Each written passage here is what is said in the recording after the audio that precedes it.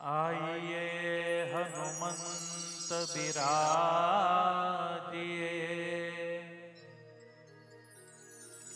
कथा कहूँ मति अनुसार। प्रेम सहित गादी धरो, पधारिए पवन कुमार।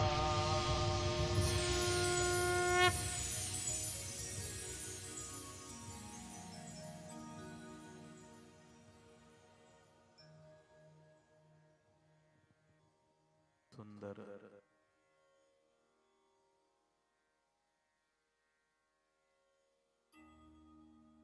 शिव महापुराण महात्म्य अंतर्गत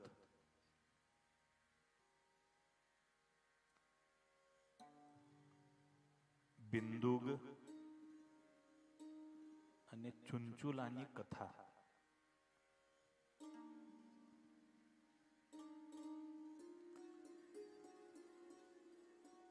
આ કથા એ દર્પણ છે. કથા જીવનનું પ્રતિબિંબ છે. સત્સંગ સિવાય જીવની ગતિ શું થાય એ આ કથા બતાવે છે.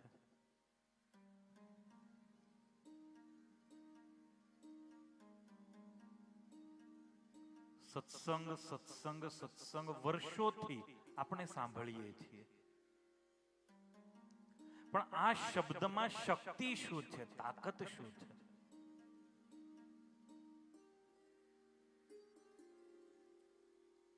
સત્સંગે કરીને જીવ ઉજળો બને, આવું ઘણી જગ્યાએ સાંભળ્યું હશે.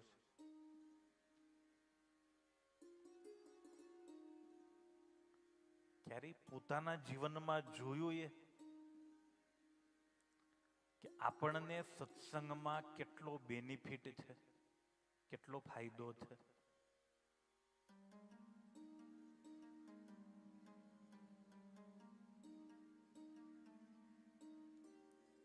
સત્સંગમાં છીએ એટલે આટલા સુખી છીએ. સત્સંગમાં ના હોત તો શું દશા હોત?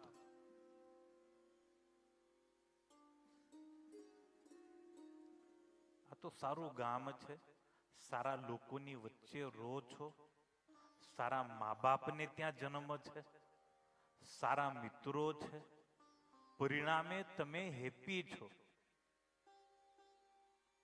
આમાંથી એકેય વસ્તુ ખરાબ મળી હોત ને તો હમણાં જીવનમાં ખ્યાલ આવત.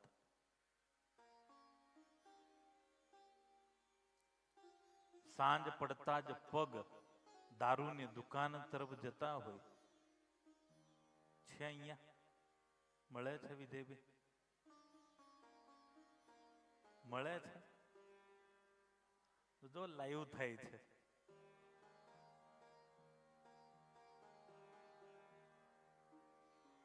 મળે છે ખરી ગામમાં? બ્લેકમાં નહીં, કોઈને જરૂર જ નથી એવું?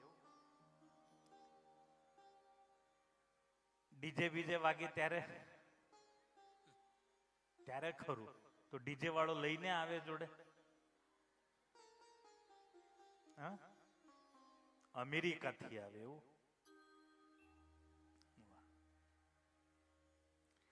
એટલી ખોટ તો ખરી જ.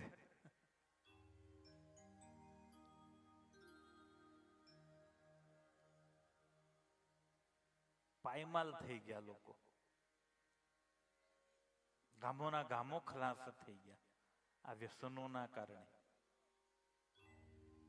બિંદુગ અને ચુંચુલાની કથા. સુત મહારાજ એમ કહે છે કે આ બેનું એટલું અધપતન થયું કે સાથે બેસીને દારૂ પીવે છે.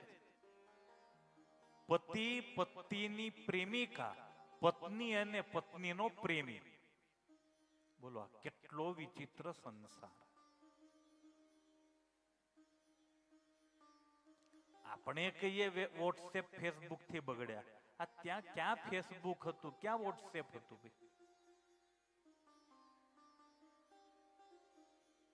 છતાંય અધઃપતન થયું. સંતોએ લખ્યું અધઃપતનનું કારણ શું? એ જ્યાં રહેતા ને ત્યાંનું વાતાવરણ બહુ ખરાબ હતું. ગામમાં કોઈ મંદિર નહોતું, ગામમાં કોઈ સારો પ્રસંગ ન થાય, ગામમાં કોઈ કથા વાર્તા નહીં, ગામમાં કોઈ સાધુનો યોગ નહીં.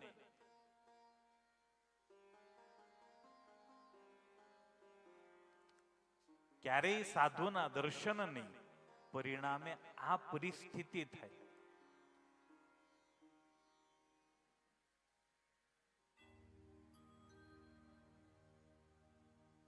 બ્રહ્માનંદ સ્વામીએ લખ્યું, સત્સંગ બિના જન્મ મરણ ભ્રમજાળ મટે નહીં જંતને. સત્સંગ સિવાય આ જીવની ભ્રમજાળ એ ક્યારેય મટતી નથી.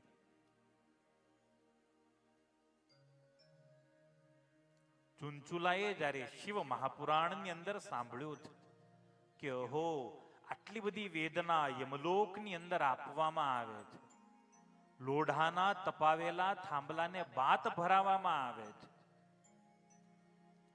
યમપુરીની અંદર જઈ આપણા ટુકડા કરી આપણને તળવામાં આવે છે, વળી પાછા બહાર કાઢીને જોઈન્ટ કરે, જીવતો કરે, વળી કાપે, વળી તળે, વળી બહાર કાઢે. તમે કલ્પના કરો, તમારું અંગ કાપી તળવામાં આવે કેવું થાય? વાયવીય સંહિતા હોય કે યમદંડ હોય નિષ્કુળાનંદ સ્વામીનો, શ્રીમદ ભાગવતનો પંચમ સ્કંદ હોય, આ તમામ ગ્રંથોએ યમ યાતનાનું વર્ણન કરેલું છે. અને યમ યાતના સાંભળવી જરૂરી છે. તો આપણને બ્રેક લાગે કે આ કરીશ તો આ થશે, આ કરીશ તો આ થશે. માણસ બેફામ ક્યારે બને? જ્યારે એને કોઈ પણ પ્રકારનો ભય ન હોય. શ્રીજી મહારાજે વચનામૃતમાં એક શબ્દ વાપર્યો છે, હરાયું ઢોર. એટલે ગામમાં છે ગામમાં હરાયું ઢોર નથી. એટલે શું હરાયું ઢોર? એટલે હા, આ રખડતું તો બરાબર છે, પણ એવું તોફાની હોય, ગમે એ વાડ તોડી ગમે એના ખેતરમાં પહેરે, ગમે એનું ખેતર બગાડે. આવા લોકોએ હરાય. સ્વામિનારાયણ ભગવાને કે સત્સંગ સિવાય જીવ છે ને હરાયા ઢોર જેવો હોય. એટલે જ કોઈ પણ શાસ્ત્ર, કોઈ પણ સાધુ, કોઈ પણ મંદિર એનો યોગ કાયમને માટે રાખવો. નહીં તો જીવનમાં આ ચુંચુલાને તો ઠીક છે, મહારાજ મળી ગયા, એનું કલ્યાણ થયું. ભગવાન શિવને ઓળખાવ્યા, તું શિવનું ભજન કર. આખા શરીરે ચુંચુલા ભસ્મ લગાવી, સરસ મજાનો અંબોળો લગાવી, રુદ્રાક્ષ ધારણ કરી અને ચુંચુલા ભગવાન શિવની ભક્તિમાં લાગી. ભગવાન શિવને આજીજી કરે છે, મહારાજ મારા તો બધાય કામ બગડ્યા, હું તો બહુ સારા રસ્તે હતી, પણ પતિ બગડ્યો ને પરિણામે હું ભટકી ગઈ. પણ પ્રભુ હવે તમારા શરણે આવી છું, મને જ્ઞાન પ્રદાન કરો, તમારા ચરણોમાં મને સ્થાન આપો. शिव अब तो बना दे मेरे बिगड़े हुए सारे काम. शिव अब तो बना दे मेरे बिगड़े हुए सारे काम. शिव अब तो बना दे मेरे बिगड़े हुए सारे काम. शिव अब तो बना दे मेरे बिगड़े हुए सारे काम. मैं शरण अब आई तिहारे, मैं शरण अब आई तिहारे, ओ मैं शरण अब आई तिहारे, दे दे मुझको ज्ञान. शिव अब तो बना दे मेरे बिगड़े हुए सारे काम.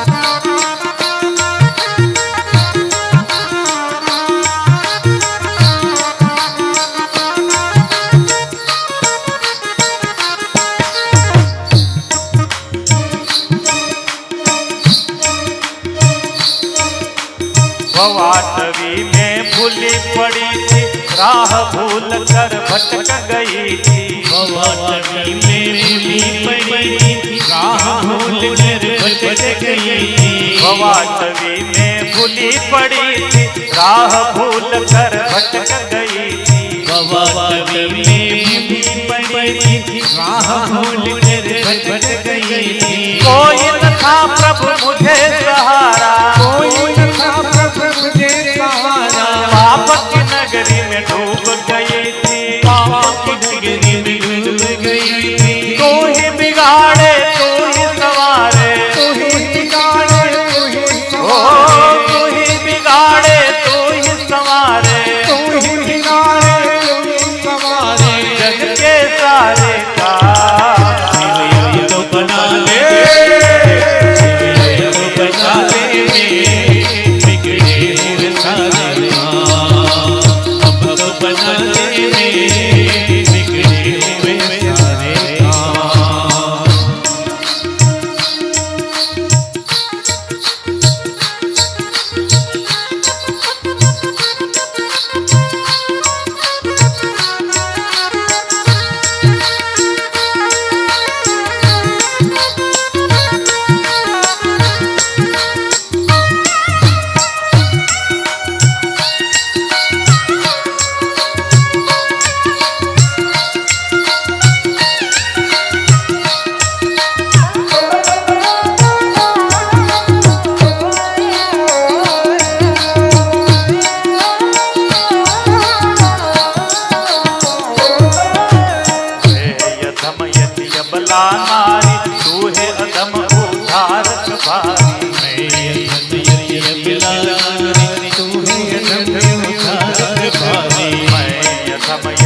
बला नारी तू है अधम उद्धारक भारी। मैं यज्ञ यज्ञ नारी तू है यज्ञ उद्धारक भारी। मैं पतिता पापी नारी तू है मेरा भोला भंडारी। मैं पतिता पापी नारी तू है मेरा भोला भंडारी। मैं पतिता पापी नारी तू है मेरा भोला भंडारी। मैं पापी नारी तू है मेरा भोला भंडारी। तेरे पाँव पकड़ के अब तो, तेरे पाँव पकड़ के तेरे पाँव पकड़ के अब तो, तेरे पाँव पकड़ के अब तो भर दे मेरा नाथ। शिवयज्ञ तो बना दे, शिवयज्ञ तो बना दे, बिगड़े हुए सारे काम।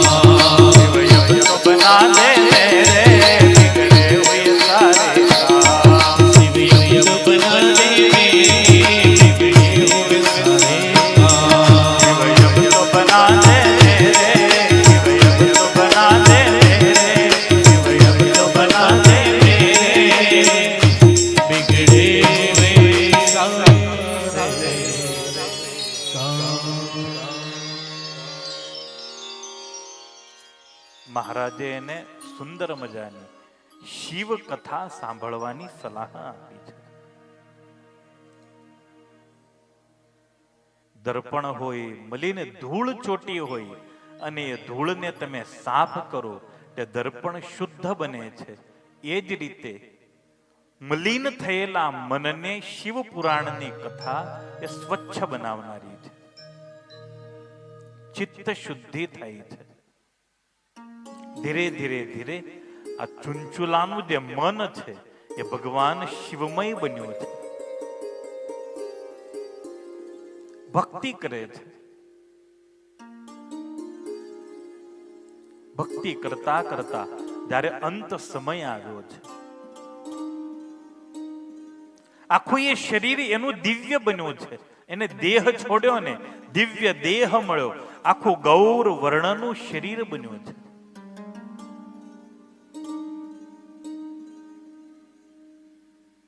ભગવાન શિવના ગણો એને લેવા માટે આવ્યા. અને ચુંચુલા એ ભગવાન સદાશિવના દિવ્ય લોક કૈલાસની અંદર ગઈ. કૈલાસમાં ભગવાન ભોલેનાથ અને મૈયા પાર્વતીના દિવ્ય દર્શન કર્યા.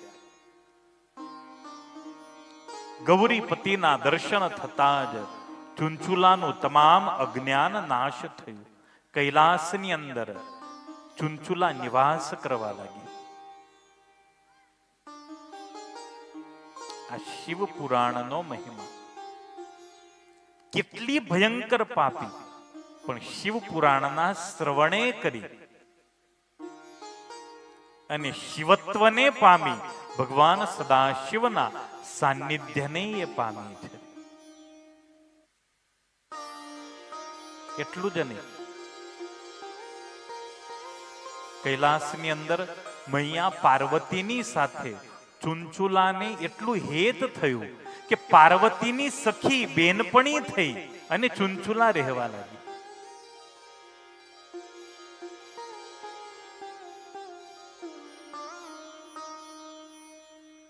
એકવાર શિવ અને પાર્વતી બંને બેઠા છે.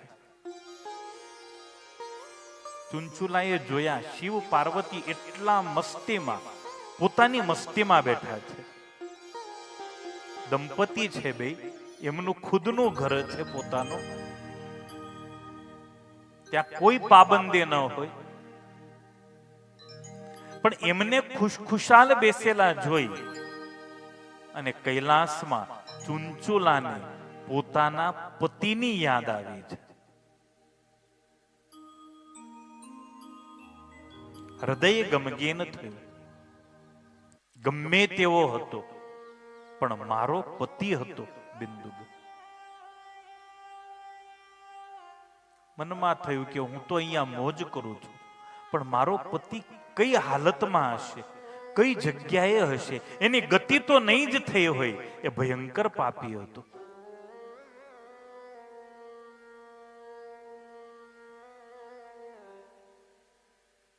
બસ આ નારી ધર્મ.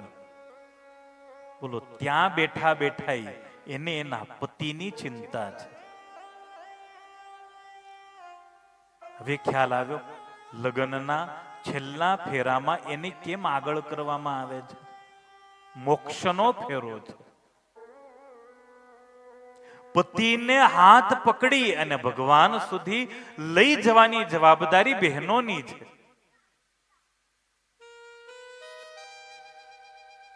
અને નારીમાં એ શક્તિ રહેલી છે.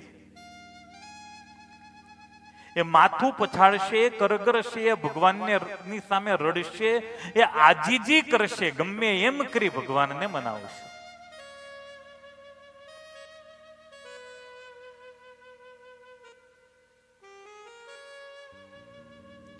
અને એ રડશે, કકળશે ને એને કોઈ નહીં કે પતિ ઘેલી છે. જો તમે રડ્યા પત્ની માટે તો એમ લેબલ લાગી જશે, પત્ની ગેલો છે. લોસ જ લોસ. એ તમારે માટે રડી શકશે. અને ચુંચુલા રડે છે. ભગવાન શિવના પગ ઝાલ્યા છે. મહારાજ, તમારા શરણે આવી છું, અને તમારા શરણે આવ્યા પછી એમ કહેવાય કે કોઈ દુખી ન રહે.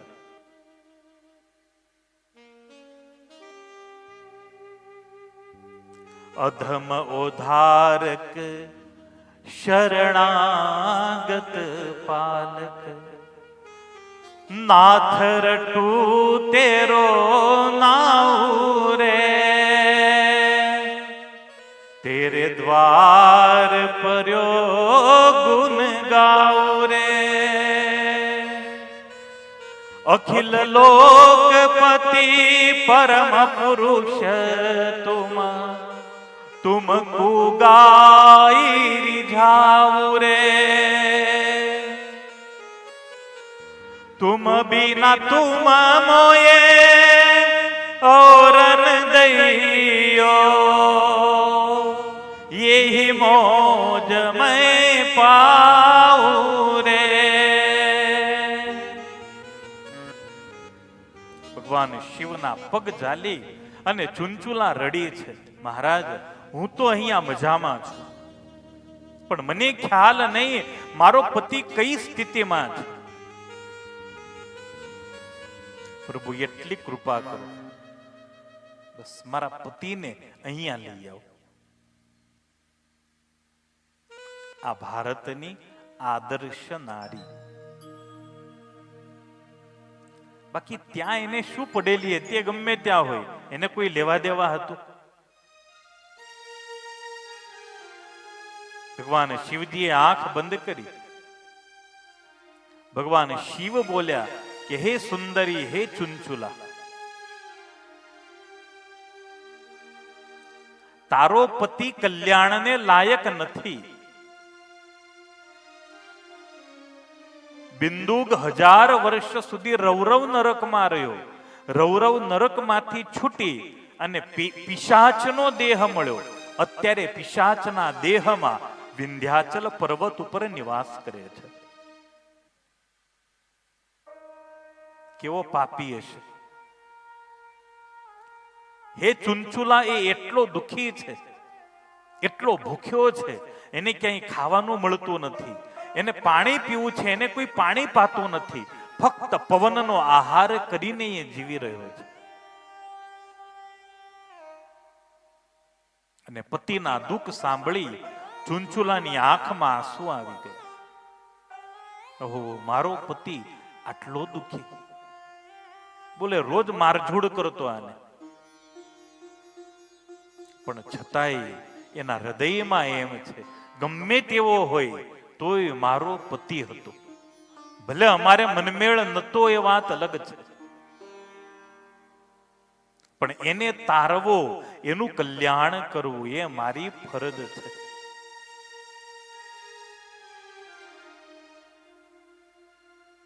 ચુંચુલામાં પાર્વતીને વિનંતી કરે, બેનપણી હતા, તમારી મિત્રતાના નાતે હું તમને કહી શકું કે તમે મારા પતિનું કલ્યાણ થાય એવો કંઈક ઉપાય કરો. હે મહેશ્વરી, હે મહાદેવી, મારી ઉપર કૃપા કરી મારા પતિનો ઉદ્ધાર કરો.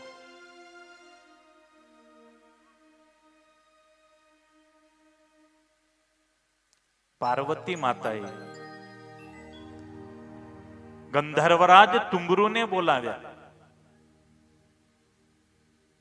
તુંબરુને એમ કહ્યું કે જાઓ, વિંધ્યાચલ પર્વત ઉપર બિંદુક નામનો પિશાચ રહે છે, એનું કલ્યાણ કરવાનું છે. એને શિવ પુરાણની કથા સંભળાવો, જેથી કરી એના જીવનું કલ્યાણ થાય.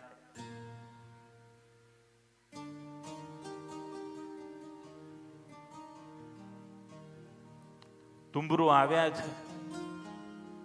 તુંબરુ છે, એક હાથમાં પોથી છે. વિંધ્યાચલની તલેટીમાં આવ્યા, જોયો પેલા બિંદુકને મોટો તાડ જેવો, અને એટલો ચિત્ર વિચિત્ર અવાજ કરે, એટલો ચિત્ર વિચિત્ર અવાજ કરે.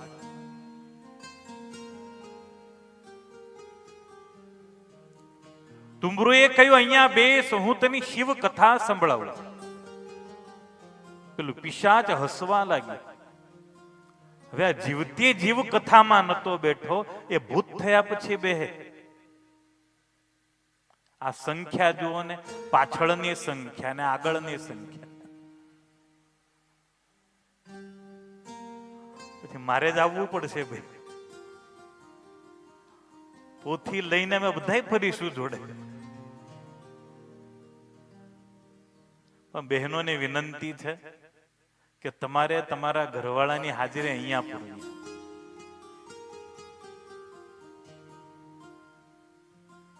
હા, પણ 7 દિવસ લગી શું તમે દાદાગીરી કરી શકો?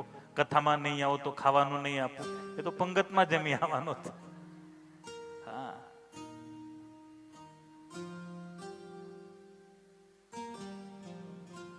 પુરુષોને વિનંતી છે કે આવજો. છે બેઠા છે, દૂર દૂર બેઠા છે, અને દૂર બેઠા છે. મને અહીંયાથી દેખાય છે, મારી આંખોથી ઘણી બધી સારી છે. હું એકેયને જોડે નહીં લઈ જઉં એટલે કોઈ ચિંતા ના કરશો. અને આમાંથી મારી જોડે ચાલે એવા કોઈ છે ને, રિટાયર મેમ્બરો જ છે.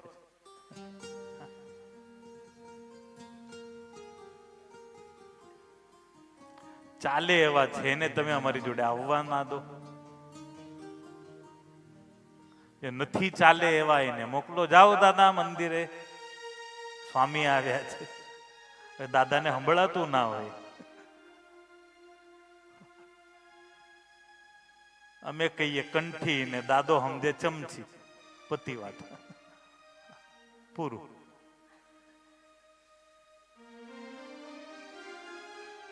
બિંદુ કે મહારાજ ચાલતા થાવ, મારે નથી સાંભળવી કથા. તુંબરું એની પાછળ પાછળ શિવ પુરાણ લઈને ચાલે છે. તું બેસ, તારી પત્નીએ મોકલ્યો ચુંચુ. અરે ચુંચુલા તો નવરી અહીંયા હતી ને તોય સીધી નથી રહેતી, પાછો તને મોકલ્યો મને હેરાન કરવા. બોલો ના બેઠો એ. તુંબરું થાકી અને પાર્વતી માતા પાસે ગયા. પાર્વતી માતા ચુંચુલાને કે હવે એને જ કલ્યાણ નથી કરવું તો આપણે શું કરીએ? ચુંચુલા કે મારો ઘરવાળો છે, હું ઓળખું છું, એક કામ કરો, એને ઝાડવે બાંધી દો ને એને કથા સંભળાવો. એના પતિ ઉપર કેટલો વિશ્વાસ!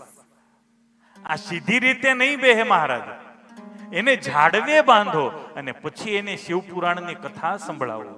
તુંબરું આવ્યા પાછા વિંધ્યાચલ પર્વત ઉપર. આ પિશાચને, આ બિંદુગને ઝાડવે બાંધવામાં આવ્યો અને તુંબરું શિવ કથા કહેવા લાગ્યા.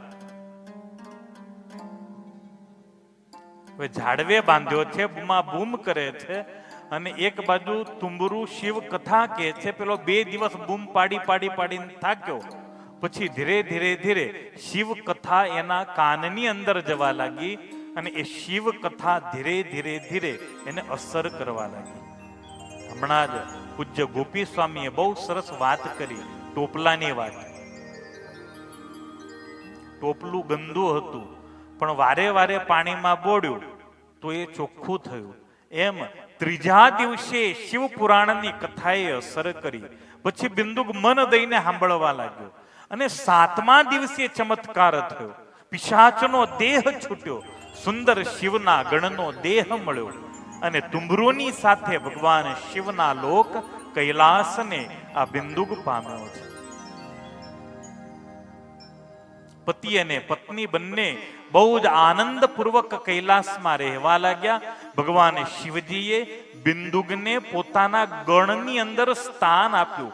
આજથી તું મારો ગણ છે. તો બિંદુક એ ભગવાન શિવના ગણ તરીકે હવે ત્યાં રહે છે.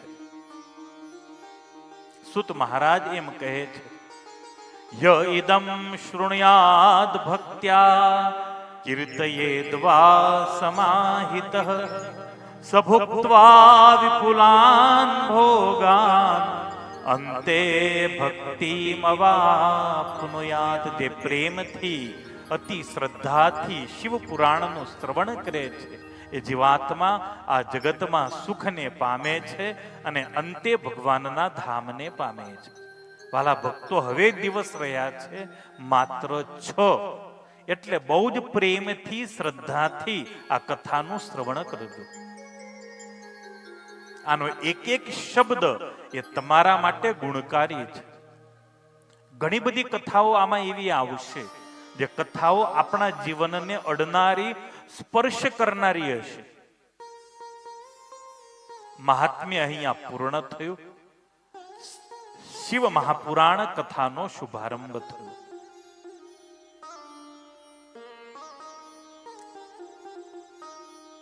અત્યાર સુધી આપણે મહિમા સાંભળ્યો કે આ કથાથી શું થાય અને શું ન થાય. થોડાક નિયમો છે, નિયમો કહી દઉં. આ કથા કેટલી પાવરફુલ છે અને આના નિયમો શું, શ્રોતાના નિયમો શું, વક્તાના નિયમો શું.